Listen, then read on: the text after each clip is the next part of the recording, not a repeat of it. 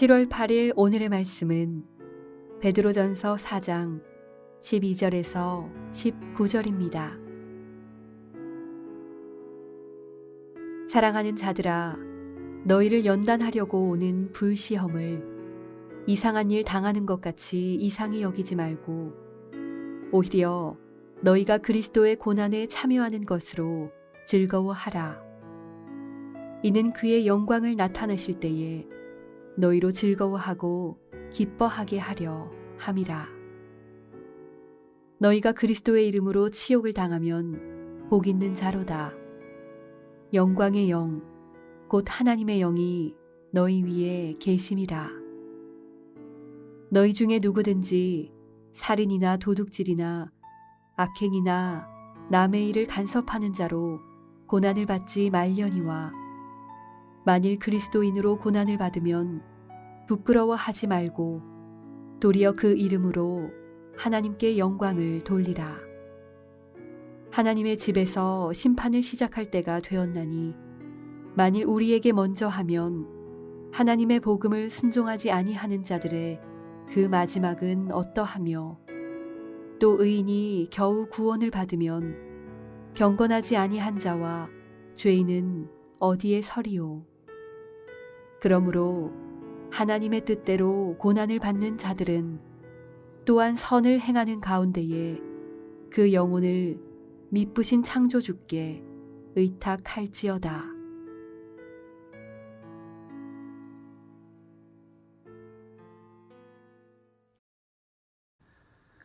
오늘의 말씀은 사랑하는 자들아, 너희를 연단하려고 오는 불시험을 이상한 일 당한 것 같이 이상히 여기지 말라라고 시작합니다. 아마도 기독교인들이 가장 이상하게 생각하는 것이 이 세상의 고난일 것 같습니다. 고난은 믿지 않는 사람들이 하나님의 존재를 부정하는 가장 대표적인 근거이고 믿는 사람들이 믿음을 저버리는 가장 대표적인 이유이기도 합니다. 자신의 고난이 아닌 다른 사람의 고난을 보고도 우리는 하나님이 계시다면 어떻게 이런 일이 일어날 수 있을까 하고 힘들어합니다. 고난은 기독교 변증의 가장 대표적인 주제이고 수많은 책들이 고난의 문제를 설명하려고 애를 씁니다. 저도 몇 개의 책을 읽었었는데요. 하지만 이렇게 동일한 주제가 계속 책으로 다뤄진다는 것 자체가 아마도 속 시원한 해답이 없다는 반증이라고 생각이 됩니다. 고난이라는 현상은 참으로 이상한 일인데 베드로는 이상한 일 당하는 것 같이 이상히 여기지 말라고 합니다. 참 이상한 말씀입니다. 고난의 이유를 알기 어렵습니다. 이 끊임없는 의문과 질문에 대한 답변이라기보다는 반응은 오늘 본문 마지막 4장 19절에 있는 듯합니다. 그러므로 하나님의 뜻대로 고난을 받는 자들은 또한 선을 행하는 가운데 그 영혼을 미쁘신 창조주께 의탁할지어다. 고난의 이유는 알 수 없지만 그리고 이상한 일 당한 것처럼 당황할 수 있지만 우리가 믿을 수 있는 신실하신 창조주가 계시다는 것이 우리가 힘들게라도 이 고난과 함께 살 수 있는 근거라고 생각이 됩니다.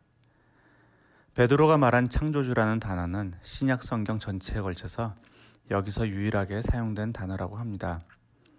창세기 1장에서 하나님께서 세상을 창조하시면서 계속 좋다라고 하시는데 이는 토브라는 단어로 선하다라는 의미라고도 합니다.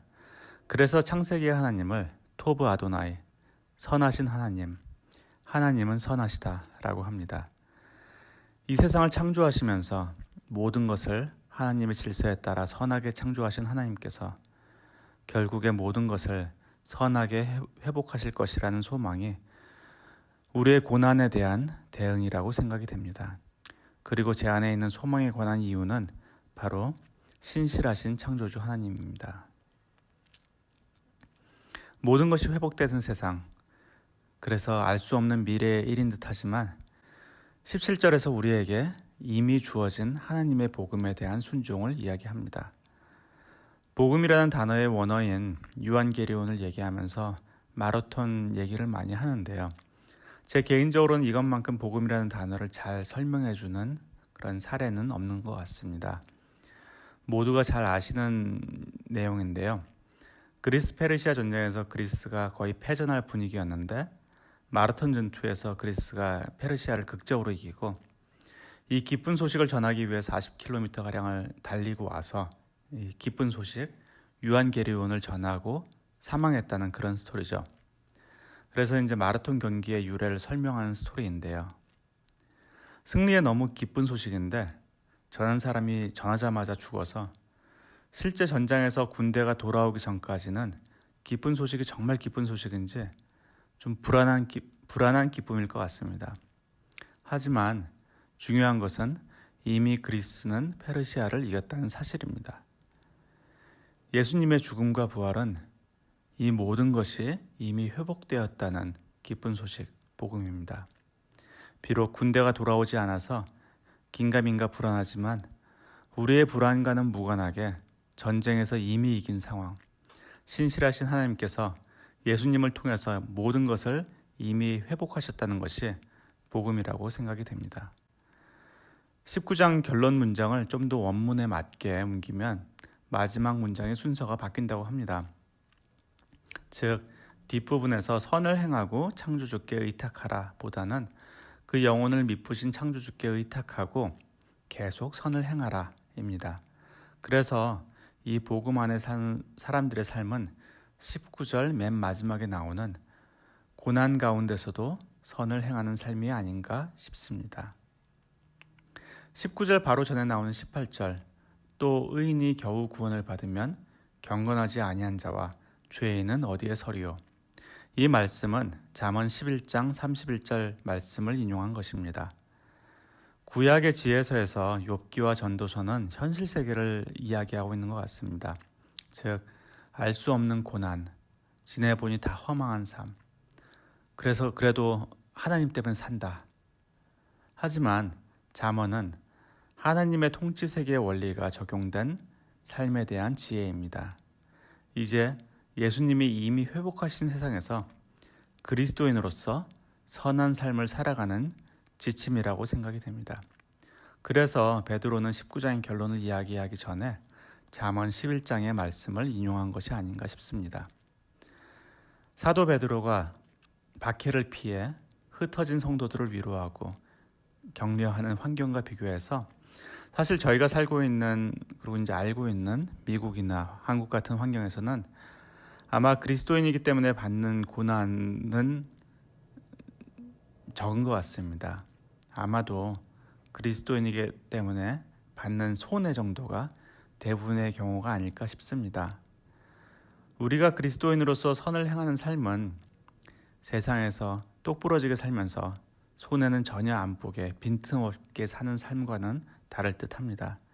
그래서 18절이 인용한 잠언 11장의 말씀은 구제와 베품, 선을 행하는 삶에 대한 이야기입니다.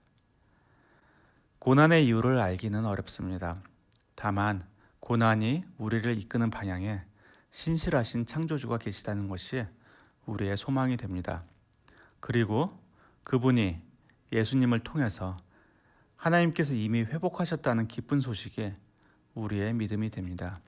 그리고 저희가 해야 할 일은 오늘도 그리스도인으로서 사랑 가운데 선하게 살아가는 것이라고 생각이 됩니다. 기도하시겠습니다. 선하시고 신실하신 창조주 하나님, 오늘도 하나님의 나라가 이 땅에 임하시길 기도합니다. 그래서 고난 중에서도 미쁘신 하나님께 의탁하기를 기도합니다. 인간의 몸으로 오셔서 우리의 모든 고난과 상처를 아시는 예수님, 부활로서 이미 하나님의 나라가 승리하였음을 보여주셔서 감사합니다. 저희가 십자가를 바라봄으로써 고난 가운데서도 위로를 얻고 기뻐할 수 있기를 간구합니다. 그리고 우리 삶의 모든 순간을 함께 해주시는 성령님, 매일매일의 삶 속에서 그리스도인으로서 선을 행하며 살아갈 수 있도록 인도하여 주시길 기도드립니다. 이 모든 기도와 간구, 복음의 시작과 끝이 되시는 예수 그리스도의 이름으로 기도하였습니다. 아멘.